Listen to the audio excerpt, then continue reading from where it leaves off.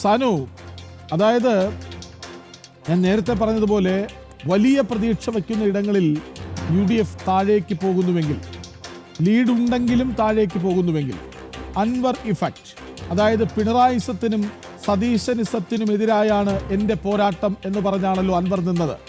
അവിടെ കാര്യമായ വോട്ട് കുറയുന്നില്ല സ്വരാജിന് എന്നുകൂടി നമ്മൾ ഓർക്കണം.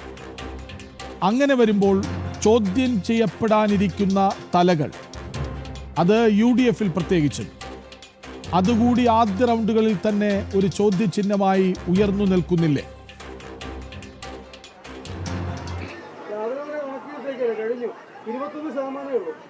തീർച്ചയായിട്ടും ഇവിടെ വലിയൊരു ചോദ്യചിഹ്നം, വലിയൊരു ആശങ്ക, ഞാൻ ആദ്യഘട്ടത്തിൽ പറഞ്ഞ പോലെ തന്നെ UDFലാണ് ആശങ്ക ഉയർത്തിയിരിക്കുന്നത്. അവരുടെ ശക്തി കേന്ദ്രമായിട്ടുള്ള വഴിക്കടവിൽ കാലിടറിയത് അവരെ സംബന്ധിച്ചിടത്തോളം വലിയൊരു ആശങ്ക ഉണ്ടാക്കിയിട്ടുണ്ട്.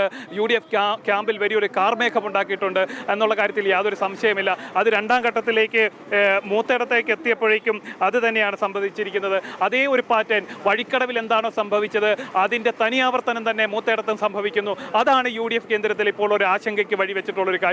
അതായത് ആദ്യഘട്ടങ്ങളിൽ ഇവർ പ്രതീക്ഷിച്ചിരുന്നത്, പാർട്ടിക്കുള്ളിൽ പ്രതീക്ഷിച്ചിരുന്നത്, മുന്നണിക്കുള്ളിൽ പ്രതീക്ഷിച്ചിരുന്നത്, ഇടത് വലത് മുന്നണികളിൽ നിന്നും LDFൽ നിന്നും UDFൽ നിന്നും അൻവർ വോട്ട് ചോർത്താൻ സാധ്യതയുണ്ട്, അല്ലെങ്കിൽ അങ്ങനെ ഒരു സാധ്യത ഉണ്ടെങ്കിൽ തന്നെ 10,000 കടക്കില്ല എന്നൊക്കെയാണ് ഈ രണ്ട് മുന്നണികളും പ്രതീക്ഷിച്ചിരുന്നത്. എന്നാൽ നിലവിൽ 2 പഞ്ചായത്തുകൾ 2 പ്രദേശങ്ങൾ എണ്ണി തീരുമ്പോഴേക്കും 5,000 കടന്നിട്ടുള്ള അൻവറിൻ്റെ ആ ഒരു യാത്ര അത് 10,000-ൽ നിൽക്കില്ല എന്ന് തന്നെയാണ് ഇപ്പോൾ അവർ കരുതുന്നത്. ഈ നിലയിലാണ് കാര്യങ്ങൾ പോകുന്നതെങ്കിൽ അവസാനം അല്പം മുമ്പ് പറഞ്ഞ പോലെ തന്നെ കാര്യങ്ങൾ ഫോട്ടോ ഫിനിഷിലേക്ക് എത്തും. LDFനും അതേപോലെ തന്നെ UDFനും NDAക്കും സ്വാധീനമുള്ള നിലമ്പൂർ കോർപ്പറേഷനിലേക്ക്, നിലമ്പൂർ നഗരസഭയിലേക്ക് എത്തുമ്പോഴത്തേനും അവിടെ എത്രത്തോളം വോട്ടുകൾ സമാഹരിക്കുന്നു, അവിടെ നിന്ന് സമാഹരിക്കുന്ന വോട്ടുകളുടെ അടിസ്ഥാനത്തിലായിരിക്കും ഇവിടെ മുന്നണികളുടെ വിജയ പരാജയങ്ങൾ നിശ്ചയിക്കുക. അതേപോലെ തന്നെ ഈ 2 മുന്നണികളിൽ നിന്നും എത്രത്തോളം വോട്ട് അൻവർ അടർത്തിയെടുക്കുന്നു, ഈ അടർത്തിയെടുക്കുന്ന വോട്ട് ആരുടെ ക്യാമ്പിലാണ് ഏറ്റവും കൂടുതൽ, ആരുടെ അക്കൗണ്ടിലാണ് ഏറ്റവും കൂടുതൽ ക്ഷതമുണ്ടാക്കുക, ആ ക്ഷതമേൽക്കുന്നവർ പരാജയപ്പെടുമെന്ന് തന്നെയാണ് നമുക്ക് മനസ്സിലാക്കാൻ സാധിക്കുന്നത്. അതിലേറ്റവും പ്രധാനപ്പെട്ട ഒരു കാര്യം, ആദ്യഘട്ടത്തിൽ വലിയ ക്ഷതമേറ്റിരിക്കുന്നത്, വലിയ വോട്ട് ചോർച്ച ഉണ്ടായിരിക്കുന്നത്, അക്കൗണ്ടിൽ വലിയ വോട്ട് കുറഞ്ഞിരിക്കുന്നത് UDFന് തന്നെയാണെന്ന് വേണം നമുക്ക് പറയാനായിട്ട്. LDFന് അത് കാര്യമായി ബാധിച്ചിട്ടില്ല. ഈ LDFനെതിരെയാണ്, മുഖ്യമന്ത്രിക്കെതിരെയാണ് അൻവറിൻ്റെ ആദ്യ പ്രതികരണങ്ങളും ശക്തമായിട്ടുള്ള പ്രതിഷേധങ്ങളൊക്കെ ഉണ്ടായതെങ്കിലും അത് LDFനെ അല്ല ബാധിച്ചിരിക്കുന്നത്.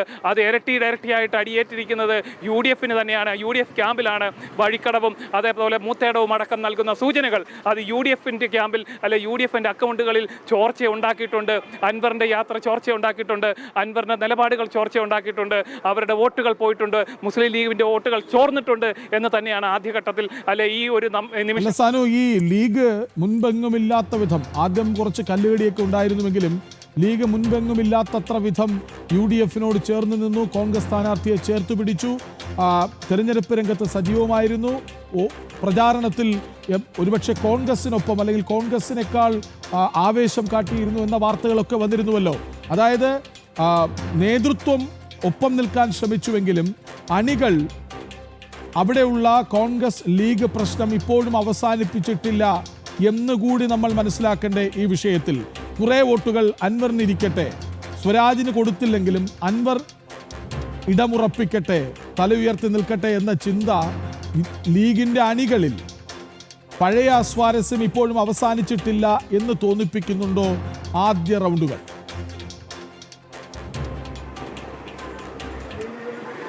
കൃഷ്ണാജി, ഇതിനകത്ത് മനസ്സിലാക്കേണ്ടത് അൻവറിൻ്റെ ഒരു രാഷ്ട്രീയ കൗശലം തന്നെയാണ്. ഈ തെരഞ്ഞെടുപ്പിന് അല്ലെങ്കിൽ വോട്ടെടുപ്പിന് മുന്നോടിയായിട്ട് അൻവർ നടത്തിയിരിക്കുന്ന ഒരു പ്രസ്താവന വളരെയേറെ നമ്മൾ ഇപ്പോഴത്തെ ഫലം വരുമ്പോൾ ചേർത്ത് വെച്ച് കാണേണ്ടതുണ്ട്. അതായത് മുസ്ലിം ലീഗിലെ വനിതാ വോട്ടർമാർ, അവരുടെ വോട്ടുകൾ തനിക്ക് കിട്ടുമെന്നൊരു പ്രസ്താവന, അത് അന്വർത്ഥമാക്കുന്ന രീതിയിലുള്ള ഒരു പ്രസ്താവനയായി മാറിയോ എന്ന് ഈ ആദ്യഘട്ടത്തിൽ നമുക്ക് സംശയിക്കേണ്ടിയിരിക്കുന്നു.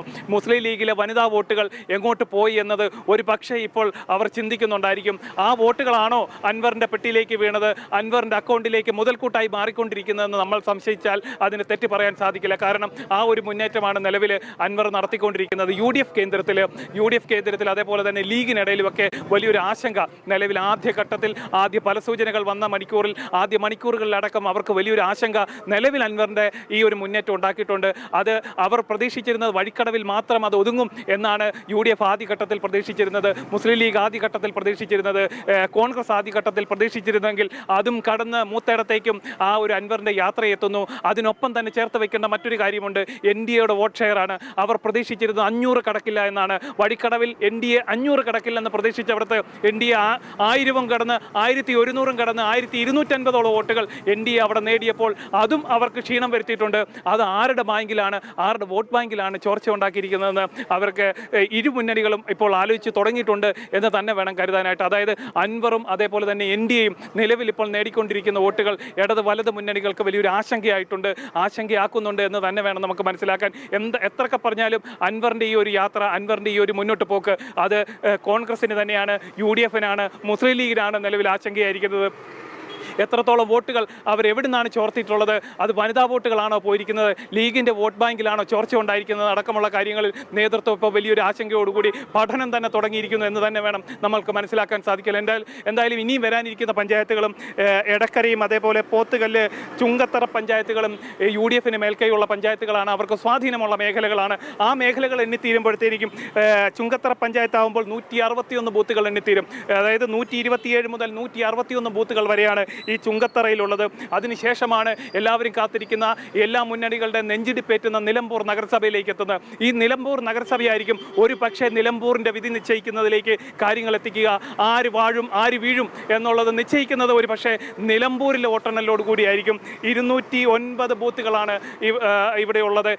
ഈ ഒരു നിലമ്പൂർ എണ്ണി തീരുമ്പോഴത്തേനും ആരായിരിക്കും നിലമ്പൂരിൽ വാഴുക എന്നുള്ള കാര്യത്തിൽ വ്യക്തത വരും. ഇതിനുശേഷം വരുന്ന 2 പഞ്ചായത്തുകൾ അതിനിർണായകമാണ്. ആ പഞ്ചായത്തുകൾ കരുളായി, അമരമ്പലം തുടങ്ങിയ പഞ്ചായത്തുകളാണ്. ഇവിടെ LDFൻ്റെ കേന്ദ്രമാണ്, LDFൻ്റെ ശക്തി കേന്ദ്രമാണ്. ഇവിടെ എത്രത്തോളം LDF മുന്നോട്ട് പോകും എന്നതും വിജയപരാജയങ്ങളെ നിശ്ചയിക്കും. അതായത് LDF ഒരു പക്ഷേ ജയിക്കാൻ സാധ്യതയുണ്ടെങ്കിൽ, അതായത് നിലമ്പൂർ നഗരസഭയിൽ ഒരു പക്ഷേ കോട്ടം സംഭവിച്ചാൽ അത് ഈ 2 പഞ്ചായത്തുകൾ കരുളായി, അമരമ്പലം പഞ്ചായത്തുകളിൽ അവിടെ നേടുന്ന വോട്ട് കൊണ്ട് തങ്ങൾക്ക് മറികടക്കാൻ സാധിക്കുമെന്നാണ് കഴിഞ്ഞ ദിവസം സ്വരാജ് അടക്കം വ്യക്തമാക്കിയിട്ടുള്ളത്. ആ നിലയ്ക്ക് കാര്യങ്ങൾ പോകുമോ ഇല്ലയോ എന്നുള്ളത് വരും മണിക്കൂറുകൾ നമുക്ക് കണ്ടറിയാം. ഇനിയും വരാനിരിക്കുന്ന പ്രദേശങ്ങളിൽ എത്രത്തോളം വിള്ളൽ LDFലും അതേപോലെ തന്നെ UDFലും ഈ അൻവർ ഉണ്ടാക്കും എന്നതും ഈ ഒരു തെരഞ്ഞെടുപ്പിലെ, നിലമ്പൂർ തെരഞ്ഞെടുപ്പിലെ ഒരു കൗതുകമായി, രാഷ്ട്രീയ കൗതുകമായി ആ ഡിജിറ്റലുകൾ മാറുന്ന, ആ നമ്പറുകൾ മാറുന്നത് വലിയൊരു രാഷ്ട്രീയ കൗശലം പോലെ നമ്മുടെ മുന്നിൽ മറിയുകയാണ്. അൻവർ നേടുന്ന വോട്ടുകൾ യഥാർത്ഥത്തിൽ ഇടത് മുന്നണിക്കും അതേപോലെ വലത് മുന്നണിക്കും